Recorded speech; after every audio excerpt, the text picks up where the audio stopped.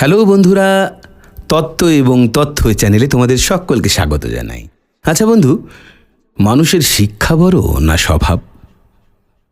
মনে অনেক প্রশ্ন জাগছে, তাই তো?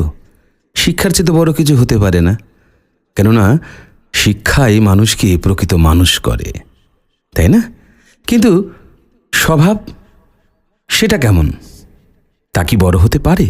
চলো তাহলে আমরা গল্পের ছলে জেনে নিই, শিক্ষা বড় না স্বভাব বড়।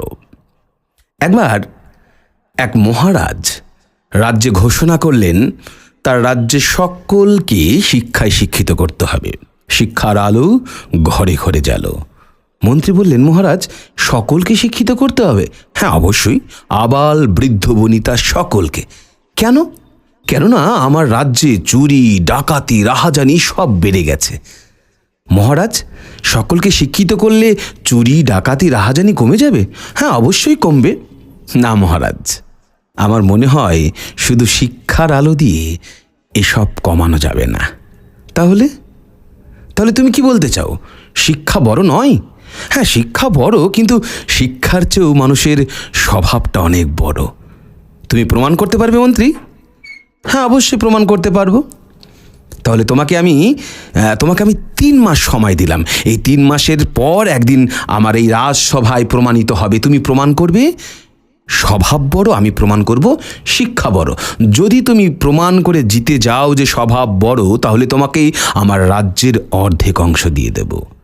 কিন্তু যদি তুমি প্রমাণ করতে না পারো, তাহলে তোমার গর্দান নিয়ে নেব।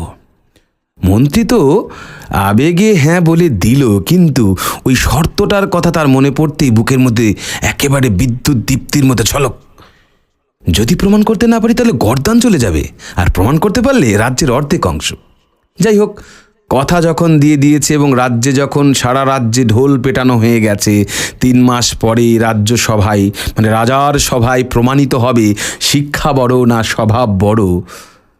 আর কিছু করার নেই, সেই প্রস্তুতি নিতেই হবে। অর্থাৎ আমরা পরীক্ষার যেমন প্রস্তুতি নেই, এবার মন্ত্রীরও পরীক্ষা, মহারাজেরও পরীক্ষা। মন্ত্রী চুপি চুপি প্রত্যক্ষ করেন মহারাজ শিক্ষা বড় প্রমাণ করার জন্য কি করছেন। তিনি দেখেন লুকিয়ে লুকিয়ে প্রতিদিন একটা বেড়ালকে তিনি বশ করছেন। একটা বেড়ালকে মহারাজ এভাবে টোকা দিচ্ছেন, সঙ্গে সঙ্গে তার সামনে এসে বসে পড়ছে, আদর করছে, আবার সঙ্গে সঙ্গে বিড়ালটা চলে যাচ্ছে। মন্ত্রী ভালো করে প্রত্যক্ষ করলেন, এছাড়া অন্য কিছু করে? ভালো করে দেখতে দেখতে ঠিক বুঝে গেলেন মহারাজ কি করতে চাইছেন। তাই মন্ত্রীও মনে মনে একটা পরিকল্পনা এঁটে নিলেন।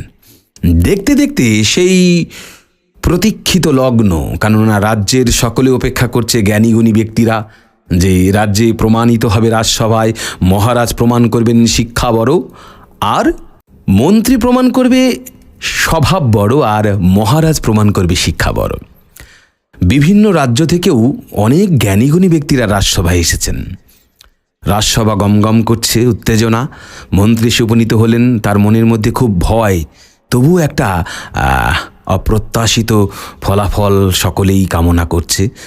মহারাজ বললেন, মন্ত্রী মহাশয়, আপনি প্রমাণ করুন আমাদের শিক্ষার চেয়ে স্বভাব বড়। মন্ত্রী বললেন, মহারাজ, আপনি জ্ঞানীগুণী বয়োজ্যেষ্ঠ শ্রেষ্ঠ, আপনি আগে প্রমাণ করুন যে স্বভাবের চেয়ে শিক্ষা বড়। তখন মন্ত্রী বললেন, রাজা মহারাজ বললেন, ঠিক আছে, তাহলে আমি প্রমাণ করছি। এই বলে তিনি কি করলেন, ভরা রাজসভার মাঝখানে 3টা টোকা দিতে একটা বড় বেড়াল লাফিয়ে তার সামনে এসে উপনীত হলো। সঙ্গে সঙ্গে আদর করলেন, আবার 3টা টোকা দিতেই বেড়াল ছুটে পালিয়ে চলে গেল। আবার টোকা দিলেন, আবার আসলো, আবার টোকা দিলেন, চলে গেল। সকলে হাততালি দেওয়া শুরু করল। মহারাজ বললেন, দেখুন মন্ত্রী মহাশয়, শিক্ষা এমন একটা জিনিস, এই শিক্ষার দ্বারা মানুষ তো দূরের কথা, মনুষ্যত্বর প্রাণী, তাকেও কিন্তু পাল্টে দেওয়া যায়, বশ করা যায়। সকলে মহারাজের জয়ধ্বনি দিলেন। মহারাজ বেশ আহ্লাদিত আনন্দিত হলেন, নিজের সিংহাসনে গিয়ে বসলেন। মন্ত্রীকে বললেন, এবার আপনি প্রমাণ করুন শিক্ষা নয় স্বভাব বড়। মন্ত্রী আস্তে আস্তে সভার মাঝখানে আসলেন, সকলকে অবনত মস্তকে প্রণাম করলেন, তারপরে বললেন, মহারাজ আপনি তো দেখালেন শিক্ষা বড়, অবশ্যই শিক্ষা আমাদের প্রয়োজন, শিক্ষা বড়, কিন্তু আমি প্রমাণ করব স্বভাব বড়। কিন্তু মহারাজ আপনি এই যে কাজটা করলেন, অর্থাৎ এই যে টোকা দিলেন বেড়াল আসলো, টোকা দিলেন বেড়াল চলে গেল, এই কাজটা আর কতবার করতে পারবেন? মহারাজ বললেন, অসংখ্যবার, যতবার বলবে ততবার। না মহারাজ আর বেশি না, আর 1-2 বার আপনি করে দেখান। সঙ্গে সঙ্গে মহারাজ কি করলেন, চলে আয়। সঙ্গে সঙ্গে বিড়ালটা কোত্থেকে লাফিয়ে এসে তার সামনে আসলো, আদর করলে, আবার টোকা দিলে, চলে গেল। মন্ত্রী বললেন, আরো 2-3 বার করে দেখান। মহারাজ আবার টোকা দিচ্ছে, বিড়াল আসছে। মন্ত্রী কি করেছিল, পূর্ব পরিকল্পিতভাবে তার পকেটের মাঝখানে একটা ইঁদুর ধরে তার পা দুটোকে মুচড়ে ভেঙে রেখেছিল। একটু নিষ্ঠুরতার পরিচয় দিয়েছিল যদিও। তারপরে ওই ইঁদুরটাকে পকেটে ধরে চাপ দিচ্ছে, আর ইঁদুর তার স্বভাবজনিত যে আওয়াজ, চুঁচু করে আওয়াজ করছে। বিড়াল আসছে যাচ্ছে, তার কানের মধ্যে হঠাৎ করে ইঁদুরের শব্দ চলে গেল। যেই বিড়াল এদিক ওদিক তাকাচ্ছে, সঙ্গে সঙ্গে মন্ত্রী পকেট থেকে ওই ভাঙা পাওয়ালা ইঁদুরটা ছুঁড়ে দিল তার দিকে। ইঁদুর তেমন দৌড়াতে পারলো না, বিড়াল লাফিয়ে গিয়ে ইঁদুরটাকে ধরে নিয়ে দৌড়। এবার মহারাজ টোকা দিচ্ছে, বিড়াল আর আসেও না, টোকা দিচ্ছে আর কোনো ফল নেই। তখন মন্ত্রী বললেন, মহারাজ আপনি যতই বলুন শিক্ষা বড়, দেখলেন তো বিড়ালের স্বভাব হচ্ছে ইঁদুর ধরা, ইঁদুর পেলে ওর সব শিক্ষা লাটে উঠে যায়। তাহলে বন্ধুরা, গল্প হলেও এখান থেকে আমরা কি শিখলাম? শিক্ষা বড়, এটা ঠিক, কিন্তু শিক্ষার চেয়েও সবচেয়ে বড় হচ্ছে স্বভাব।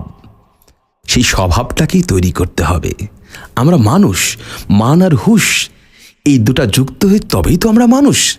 তাই চলো না আমরা স্বভাবটাকে আমাদের পাল্টে দেই, আমরা প্রকৃত মানুষ হয়ে উঠি, যাতে শিক্ষা দীক্ষা এবং সব দিক থেকে আমরা জীবজগতের সর্বশ্রেষ্ঠ প্রাণীতে পরিণত হই।